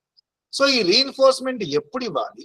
ప్రతి 10 సార్లు చెప్పితే 9 సార్లు చేస్తే అప్పుడు ఒక్కసారి ఇవ్వాలి. ప్రతిసారి చేసినప్పుడల్లా వాడికి ఇష్టమైనది ఇచ్చినామనుకో, ఆ రివార్డ్ కి, ఆ రీఇన్ఫోర్స్మెంట్ కి వాల్యూ ఉండదు, వర్త్లెస్ అయిపోతుంది. కాబట్టి ప్రతి 10 మంచి బిహేవియర్స్ కి ఒక రివార్డ్ ఇవ్వటం చేయాలి. ఆ రివార్డు కూడా లో కాస్ట్ ఉండాలా, కాస్ట్ ఎఫెక్టివ్ ఉండద్దు, ఈజీలీ అవైలబుల్ ఉండాలి, పిల్లవాడికి ఇష్టమైన ఉండాలి. అది తినుబండారం కావచ్చు, ఇటబుల్స్ కావచ్చు, సోషల్ రివార్డ్స్ కావచ్చు, ప్రివిలేజెస్ కావచ్చు, టోకెన్స్ కావచ్చు, యాక్టివిటీ రివార్డ్స్ కావచ్చు, లేదా బయటకి తిప్పటం కావచ్చు. Example, Monday to Saturday school నుంచి వచ్చి నువ్వు పని చేసుకుంటే సండే నేను నీకు ఇష్టమైనది ఇంకా. ఇట్స్ లైక్ ఏ పేరెంట్ కి చైల్డ్ కి ఒక కాంట్రాక్ట్. మా మాట నువ్వు విన్నావనుకో, Monday to Saturday, Sunday weekend లో నీ మాట మేము వింటాం. అంటే నువ్వు ఎక్కడ తీసుకెళ్తే తీసుకో. వాడు పాపం నమ్మేసి మండే నుంచి సాటర్డే వరకు వాడు మంచి బిహేవియర్ లో ఉండి, మంచి చదువుకొని, మంచి చేస్తే, ఆ ADHD పిల్లవాడు సండే వచ్చి ఎప్పుడు సండే వస్తా అని చూసిండు. సండే వచ్చింది, రానే వచ్చింది. రాగానే డాడీకి చెప్పిండు, నానా నాకు ఇది కావాలా, నన్ను అక్కడ తీసుకెళ్ళు, నాకు ఇది ఇవ్వాలన్నాడు. బేటా నాకు కొద్దిగా వర్క్ ఉంది, మీటింగ్ ఉంది, బిజీగా ఉన్నా, నేను నెక్స్ట్ సండే తీసుకెళ్తాలే అన్నాడు అనుకో, అయిపోయా వాడినాడు, ఇక నమ్మకం పోయినట్టే. కాబట్టి కాంట్రాక్ట్ అనేది పేరెంట్ చైల్డ్ కి చాలా స్థిరత్వంగా ఉండాలా, చెప్పిన మాట నిలబెట్టుకోవాలా. అప్పుడే పిల్లలకి మీ మీద నమ్మకం వస్తుంది. నమ్మకం వచ్చినప్పుడు వాడి యొక్క ప్రవర్తన మారుతుంది. మీరు మాట మీద తప్పిరంటే వాడు మీకు దొరకనట్టే లెక్క. సో టీచర్లు ఏం చేయాలి మరి? ఈ ADHD పిల్లవాడికి క్లాస్ రూమ్ అరేంజ్మెంట్ ఏంది, అకామిడేషన్స్ ఏంది, ఏం చేస్తే వీడు సెట్ అవుతాడు అనేది seat student in quiet area, ప్రశాంతమైన వాతావరణం నన్ను కూర్చోబెట్టాలి. అది ఇంత సైలెంట్ గా ఉంది క్లాస్ అని వీడు అల్లరి చేయకుండా కామ్ కూర్చుంటాడు. మంచి వీడి పక్కన మంచి రోల్ మోడల్స్ ని పెట్టాలి, మంచి చదువుకునే పిల్లోని పెట్టాలి. డస్క్ కి టేబుల్ కి చైర్ కి గ్యాప్ ఉండాలి. అప్పుడు వీడి అటెన్షన్ అనేది, కాన్సన్ట్రేషన్ అనేది చేస్తాడు. తర్వాత అసైన్మెంట్లు కొద్దిగా తగ్గించాలి, ఎందుకంటే వీళ్ళు ఎక్కువ రాయలేరు కాబట్టి కొద్దిగా తగ్గించాలి. టాస్క్ ఎనాలిసిస్ మెథడ్ లో టీచ్ చేయాలి. షార్ట్ టర్మ్ గోల్స్ పెట్టుకోవాలి. హోంవర్క్ ని మాక్సిమం తగ్గించండి. Return instructions, oral instructions club చేయండి. క్లియర్ గా మీ ఇన్స్ట్రక్షన్స్ కన్సైజ్ గా, చిన్నగా, క్లియర్ గా, స్పష్టంగా ఉండాలి. ప్రతి ప్రజెంటేషన్ లో వాడిని కూడా, ADHD పిల్లవాడిని కూడా ఇన్వాల్వ్ చేయండి. తర్వాత క్లాస్ జరిగేటప్పుడు జస్ట్ అలా చూడండి అంతే, ADHD పిల్లవాడిని మీ కళ్ళతో, ఆటోమేటిక్ గా వాడి బిహేవియర్ సెట్ అవుతుంది.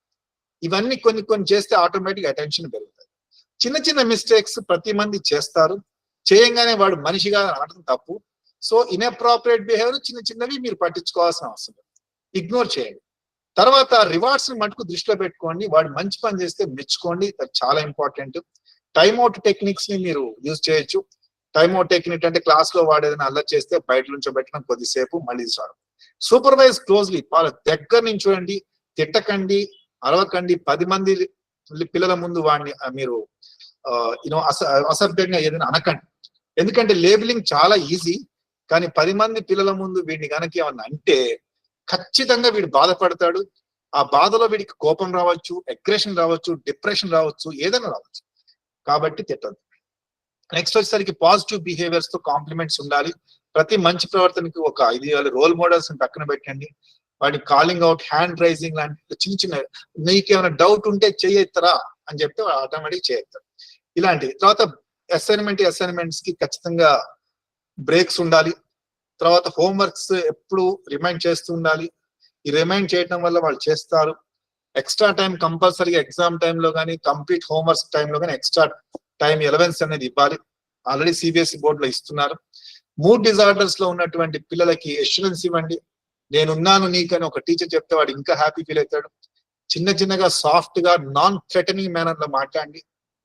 నువ్వు చేయాలి ఇట్లా అంటే వాడు ఇంకా భయపడతాడు.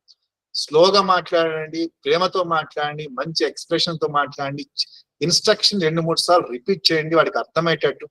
వాడికి కూడా అవకాశం ఇవ్వండి. ADHD పిల్లవాడు హైపర్ యాక్టివ్ ఉంటాడు కాబట్టి ఆఫీస్ కు పోయి డస్క్ తీసుకురా, బోర్డు తుడువు, ఈ ఫిజికల్ యాక్టివిటీస్, ఫిజికల్ వర్క్ కు సంబంధించింది చెప్తే వాడిలో ఎనర్జీ అనేది తగ్గుతుంది. మంచిగా వాడు కూడా క్లాస్ లీడర్ అవుతాడు. వాడు 10 మందిని లీడర్షిప్ తో మంచి కామ్ చేస్తాడు క్లాస్ రూమ్ ని.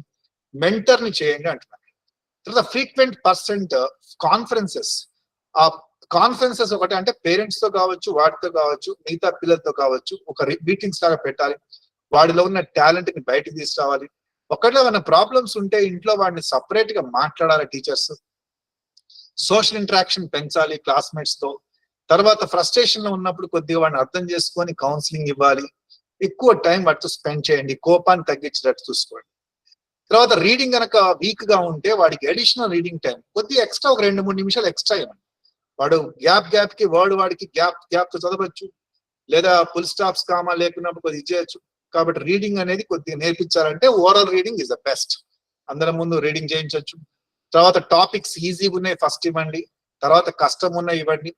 సో దట్ వాళ్ళలో మోటివేషన్ లెవెల్స్ పెరుగుతాయి. ఓరల్ ఫామ్ లో కానీ ప్రాజెక్ట్స్ విషయంలో కానీ డిస్ప్లే కానీ ఏదైనా చేస్తే తొందరగా అర్థమైంది. ఆడియో విజువల్ ప్రెజెంటేషన్ చేయడం వల్ల కూడా ఇదైతే. తర్వాత లార్జ్ క్వాంటిటీ హోంవర్క్స్ ఇవ్వద్దని చెప్పాను. మల్టిపుల్ చాయిస్ లో కనుక మీరు టెస్ట్ పెట్టచ్చు, అంటే సమ్మరీస్ లో కాకుండా. ఎందుకంటే ఈ పిల్లలు డిస్లెక్సియా పిల్లలు, డిస్గ్రాఫియా పిల్లలు ఉంటారు కాబట్టి మల్టిపుల్ చాయిస్ లో ఆ సబ్జెక్ట్ మ్యాటర్ ఇంటెలిజెన్స్ టెస్ట్ చేయొచ్చు. మ్యాథమెటిక్స్ వీక్ ఉంటే you can allow use calculators, ఇలాంటివి యూజ్ చేయొచ్చు. అడిషనల్ టైం ఇవ్వచ్చు మ్యాథమెటిక్స్ కి. ఆర్గనైజేషన్ స్కిల్స్, ప్లానింగ్ ఇలాంటివన్నీ మీరు నేర్పాలి. పేరెంట్స్ యొక్క సహాయం ఖచ్చితంగా తీసుకోవాలి. పేరెంట్స్ ని ఇన్వాల్వ్ చేయాలి. పేరెంట్స్ ఇన్వాల్వ్ చేయకుండా మీరు ఒక్కళ్ళే చేస్తే కష్టం, మీకు బర్డనే, పిల్లవాడికి బర్డనే. సో పేరెంట్స్ ఇంట్లో ఫాలోఅప్ చేసేటట్టుగా చూడాలి. హోంవర్క్ అసైన్మెంట్లు కూడా సూపర్వైజ్ చేసేటట్టుగా చెప్పాలి. తర్వాత daily weekly progress reports parents కి పంపాలి. తర్వాత నీట్నెస్ ఒకటి చాలా ఇంపార్టెంట్. తర్వాత పెనలైజింగ్ ఫర్ పూర్ హ్యాండ్ రైటింగ్ చేయొద్దు. పూర్ హ్యాండ్ రైటింగ్ రాసావు అని పనిష్మెంట్ ఇవ్వటం, 10 సార్లు రాయించడం, ఇలాంటివి చేయొద్దు. ఇవన్నీ చాలా ఇంపార్టెంట్. వాడి యొక్క మంచి ప్రవర్తనకి మెచ్చుకోవటం, వాడి యొక్క సోషల్ ఇంటరాక్షన్ ని మెచ్చుకోవటం. Setup social behaviour goals. ఐఈపీలో సోషల్ బిహేవియర్ గోల్స్ కూడా సెట్ చేయాలి. ప్రాంప్ట్స్ ఇవ్వండి. సోషల్ బిహేవియర్ మెచ్చుకుంటే వెర్బల్ గా గుడ్ గుడ్ ఇట్లా సిగ్నల్స్ ఇచ్చి గుడ్ అంటే వాడు హ్యాపీ ఫీల్ అవుతాడు. 10 మందిలో మెచ్చుకుంటే ఇంకా హ్యాపీ ఫీల్ అవుతాడు. చిన్న గ్రూప్స్, 5-6 పిల్లల్ని గ్రూప్స్ చేసి 5 పిల్లలు ఒక ADHD పిల్లని పెట్టండి, ఇంకొక 5 పిల్లలు ఒక ADHD, అలా చిన్న గ్రూప్ ట్రైనింగ్ లాగా సోషల్ స్కిల్ ట్రైనింగ్ చేయండి. స్టూడెంట్ ని ఫ్రీక్వెంట్ మెచ్చుకోండి. సోషల్ రెస్పాన్సిబిలిటీస్ పెంచండి. ఎందుకంటే ADHD పిల్లలు ఫ్యూచర్ లో క్రిమినల్స్ అవడానికి ఛాన్సెస్ ఉన్నాయి.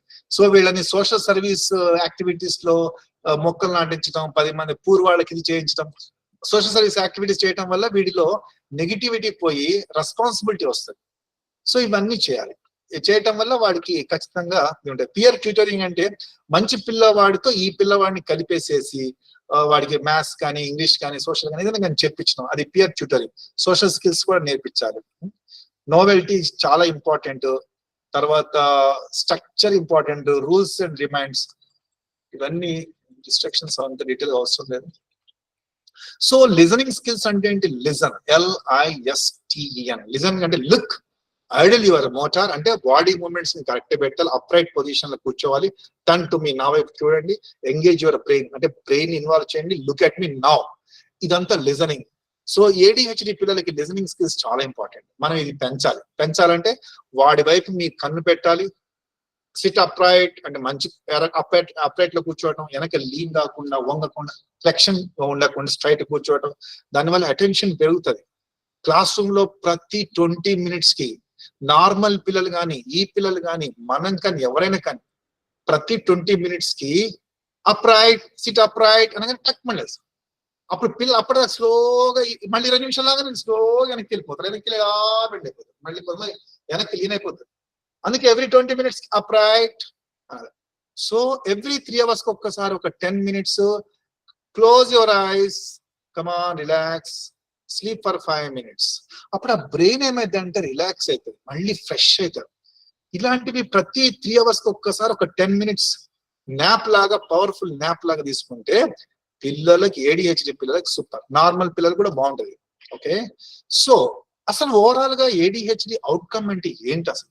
మరి ఈ పిల్లల జీవితాలు ఏమైతే అంటే మాక్సిమం 40% ఆఫ్ చిల్డ్రన్ ఎవరైతే ఉన్నారో have a far greater likelihood of repeating years. School drop అవటానికి ఛాన్సెస్ ఉన్నాయి, ఫెయిల్ అయినటువంటి క్లాస్ ని మళ్ళీ రిపీట్ చేయడానికి ఛాన్సెస్ ఉన్నాయి, సోషల్ ఎమోషనల్ అడ్జస్ట్మెంట్ డిఫికల్టీస్ ఉంటాయి, వీళ్ళకి సరిగ్గా టీచర్ చెప్పింది అర్థం కాకపోవటం, అకాడమిక్ ఫెయిల్యూర్ కావటం, 10 మందిలో ఇంటరాక్షన్ లేకుండా, ఒంటరితనంగా, సోషల్ సర్కిల్ లేకుండా, ఉన్నా కానీ 2-3 సెలెక్ట్ గా ఉండటం, ఇలాంటివి ఉంటాయి. ఎమోషనల్ అడ్జస్ట్మెంట్స్ కూడా చేయరు. ఎవరన్నా అన్నాడనుకో వెంటనే వాడిని కొట్టేయటమో తిట్టేయటమో జరుగుతాయి, తట్టుకోలేరు. ఇవన్నీ ADHD లక్షణాలు. ఇకపోతే వీళ్ళ పెద్ద అయిన తర్వాత నెమ్మదిగా 10th అయ్యి ఇంటర్ అయిపోయిన తర్వాత వీళ్ళలో సైకియాట్రిక్ ఇల్నెస్ అంటే డిప్రెషన్ కానీ, సైకోటిక్ బిహేవియర్, న్యూరోటిక్ బిహేవియర్ కానీ, ఒక సాడిజం కానీ, ఒక రకమైనటువంటి న్యూరోటిక్ బిహేవియర్ రావచ్చు. కాన్సన్ట్రేషన్ ఉండదు, జాబ్ లో ఫెయిల్ అవుతారు, ఒక్క జాబ్ లో కంటిన్యూగా ఉండరు, జాబులు మారుతూ ఉంటారు, పెళ్లి చేసుకుంటే భార్యతో సరిగ్గా ఉండరు, విడాకులు ఇచ్చేస్తారు, డివోర్స్ అయిపోతుంది. ఇవంతా substance abuse, smoking, drinking, alcoholism, ఇవన్నీ అయితే అసలు ఒక్కోసారి క్రిమినల్స్ గా తయారై ఈవెన్ జైలుకు కూడా పోతారు, ప్రిజన్స్ లో కూడా.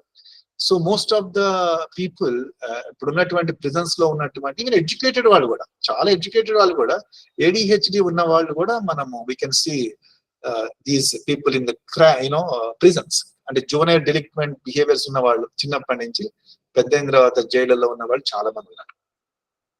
So the important points here all, do not call them stupids అని, లేజీ అని, మోరాన్ అని, ఈడెట్ అని అలాంటి తిట్టద్దు. తొందరపడి ADHD వీడికి హైపర్ యాక్టివిటీ ఉన్న పిల్లవాడిని అందరినీ, అటెన్షన్ లేని పిల్లవాడిని వీళ్ళ ADHD ఉందని అనకండి. ఎందుకంటే తొందరగా అనటం చాలా ఈజీ, తర్వాత ఆ డయాగ్నోసిస్ తప్పే అనవసరంగా అని బాధపడదు. ఎందుకంటే వాడు అన్నప్పుడు వాడి మనసు బాధపడుతుంది. పేరెంట్స్ కూడా మీ బాబుకి ADHD ఉందండి, ASD ఉంది అనగానే వాళ్ళు మన ఎమోషనల్ ట్రామాకు గురవుతారు. కాబట్టి డయాగ్నోసిస్ ఎప్పుడు చెప్పద్దు, అది తప్పు కూడా. You're not suppose to convey the diagnosis. Only thing is వాళ్ళకున్న కష్టాలకి మీరు సపోర్ట్ చేయాలి, యాంకరింగ్ చేయాలి, అంతే.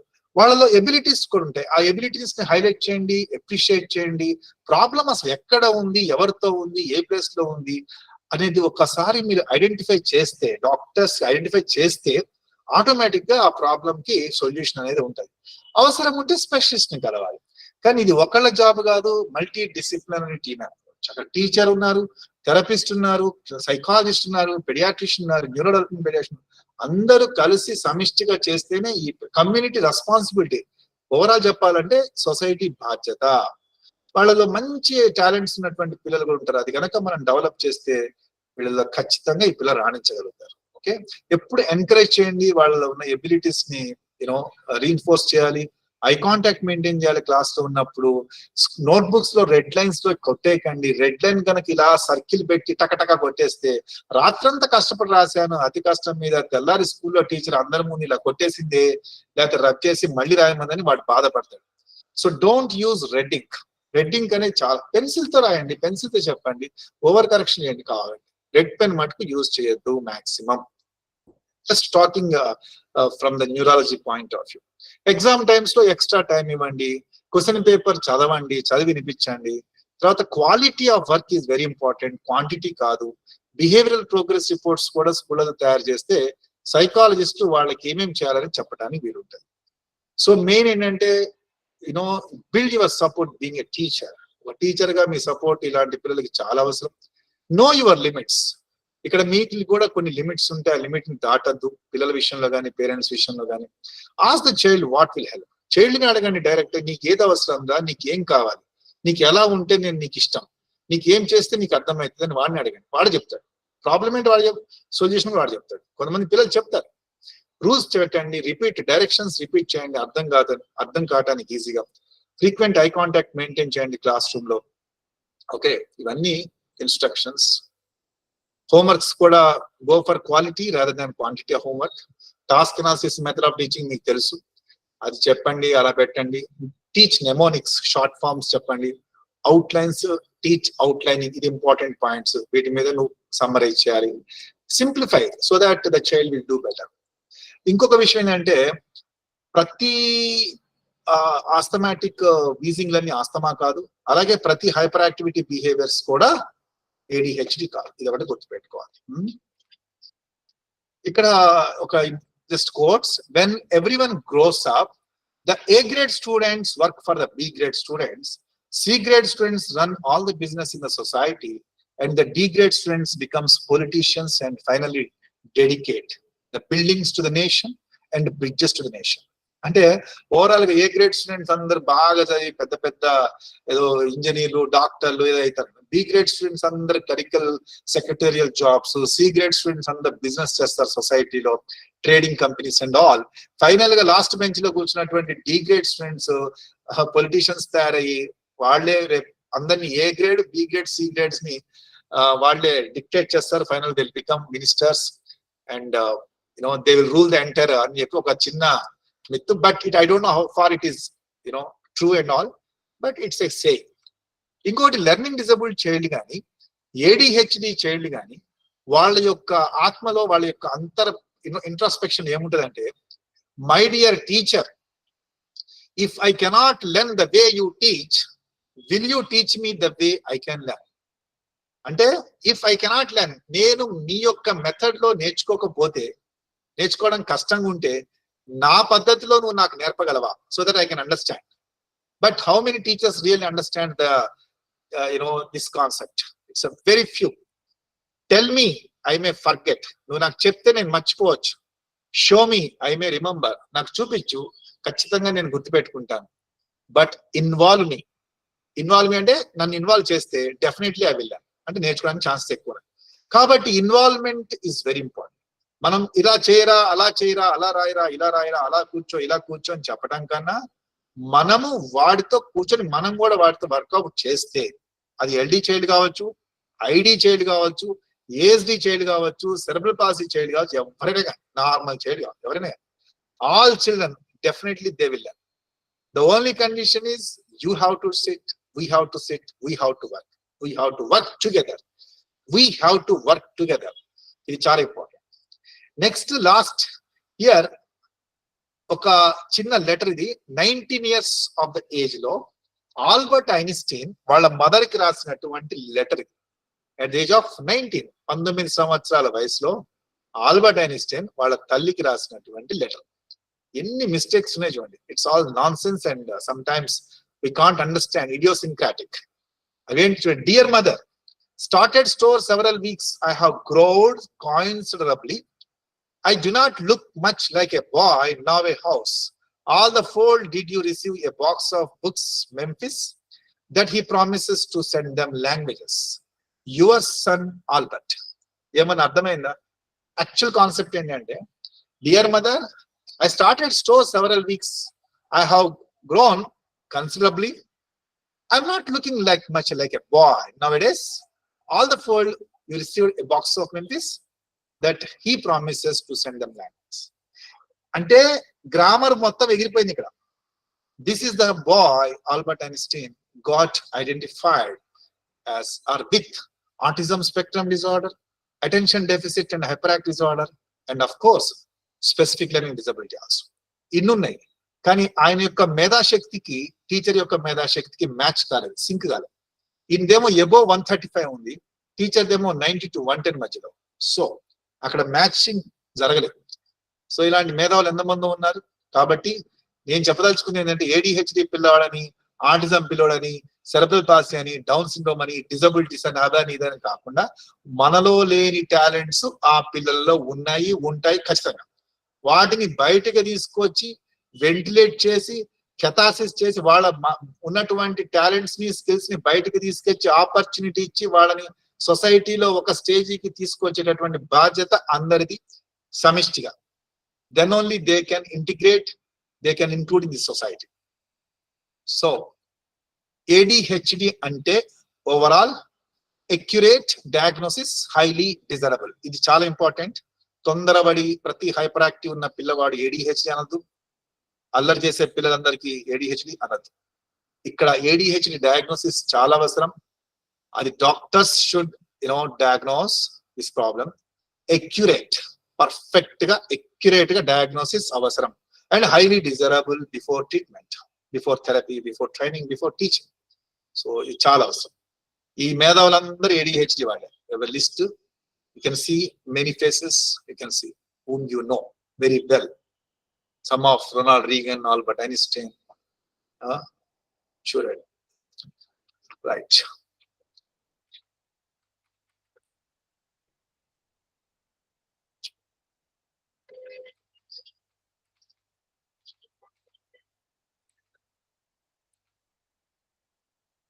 ఒకవేళ ADHD పిల్లలలో, ప్రీ స్కూల్ పిల్లలు, ADHD పిల్లలు అంటే age from 4 years to 6 years వాళ్ళకి ఏం చేస్తామంటే బిహేవియర్ ఇంటర్వెన్షన్ చెప్తాం.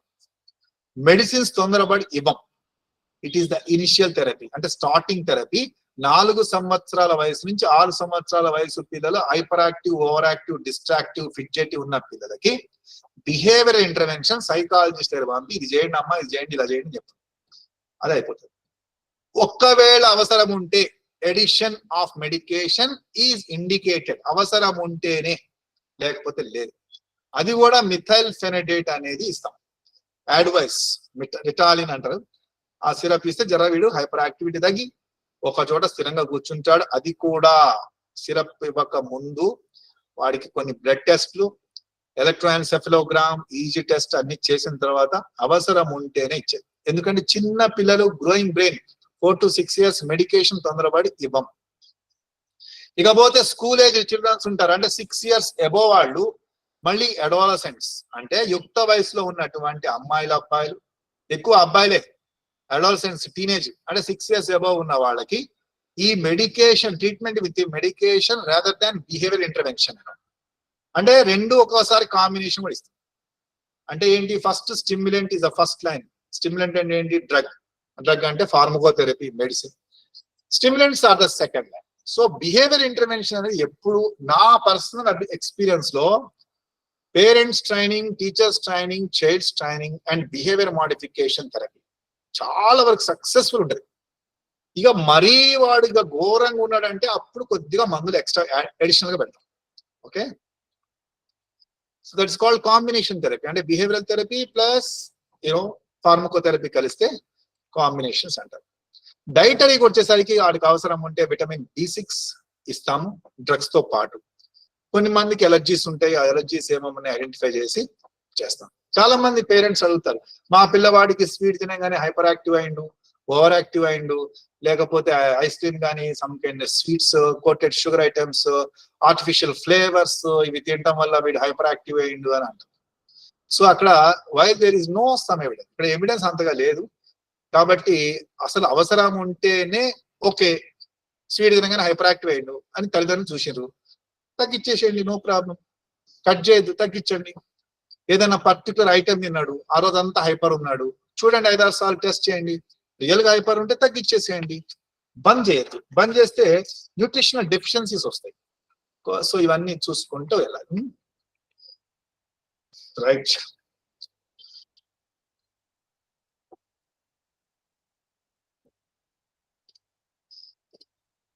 Any doubts still here? ఒక వీడియో ఒకటి ప్లే చేస్తాను. That's I think I feel it's important.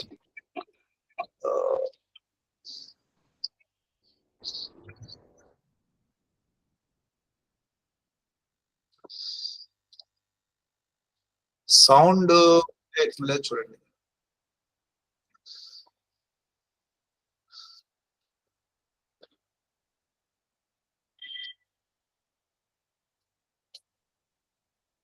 Sound play అవుతుంది చూడండి.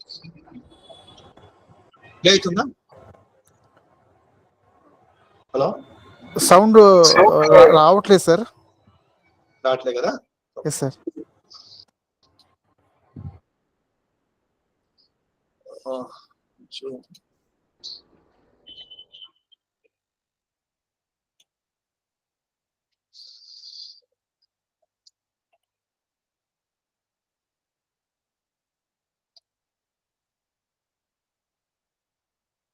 I don't know how to set this time. Okay.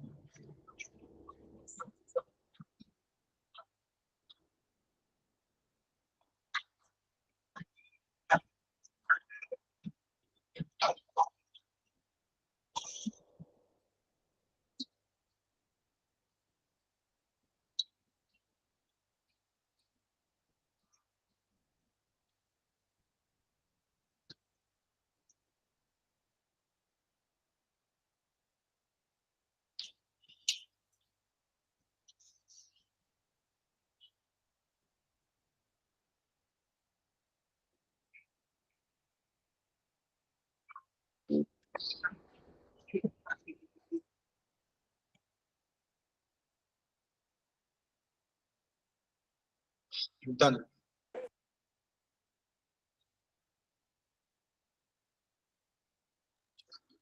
Yes. Am I audible? Yes, sir. Sir నమస్తే sir. Sir good evening sir. చెప్పండి.